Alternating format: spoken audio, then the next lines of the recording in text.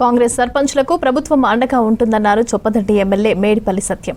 CM సొంత నియోజకవర్గం కొడంగల్తో పోటీ పడేలాగా చొప్పదండి నియోజకవర్గాన్ని అభివృద్ధి చేస్తామని తెలిపారు. కరీంనగర్ జిల్లా చొప్పదండిలో కొత్త సర్పంచ్, ఉప సర్పంచ్లను సత్కరించారు ఎమ్మెల్యే. మున్సిపల్ ఎన్నికల్లో కాంగ్రెస్ను మెజార్టీ స్థానాల్లో గెలిపించాలని పిలుపునిచ్చారు. ఇక బీఆర్ఎస్ హయాంలో ఎన్నికల్లో పోటీ చేయాలంటే పట్టిక ప్రకారం టికెట్లకు రేట్లు ఉండేవని తెలిపారు. కాంగ్రెస్లో మాత్రం ప్రజాసేవ చేసేవారికే టికెట్ వస్తుందని చెప్పారు.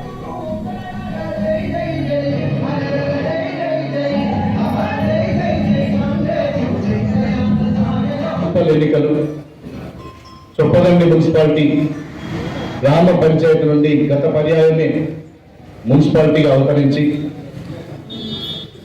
రెండోసారి ఎన్నికలకు మనం వెళ్తున్నాం. ఈ చొప్పదండి మున్సిపాలిటీని ఒక మంచి సేఫ్ టౌన్గా,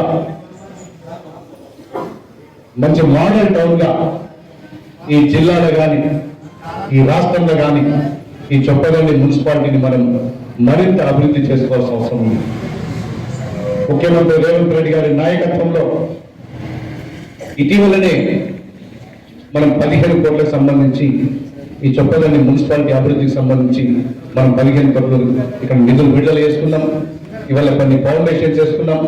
మళ్ళీ సంక్రాంతి పండుగ తర్వాత కూడా మరిన్ని శంకుస్థాపనలు చేసుకొని ఈ చొప్పదండి మున్సిపాలిటీని అభివృద్ధిలో వేగవంతం చేయాలని చెప్పి మీ అందరికి నేను కోరుతున్నా.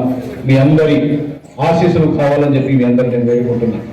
చొప్పదండి మండలానికి సంబంధించి ఇది పూర్తిగా మెట్ట ప్రాంతం, సాగునీటికి చాలా ఇబ్బంది అవుతుందని చెప్పి గతంలో బీఆర్ఎస్ సర్కారు ఓటీల నిర్మాణానికి సంబంధించి 2 ఎమ్మెల్యే ఉంటే సరొకసారి శంకుస్థాపన చేశారు, కానీ ఒక తట్టెడు మట్టి తీసిన పాపన పోలేదు.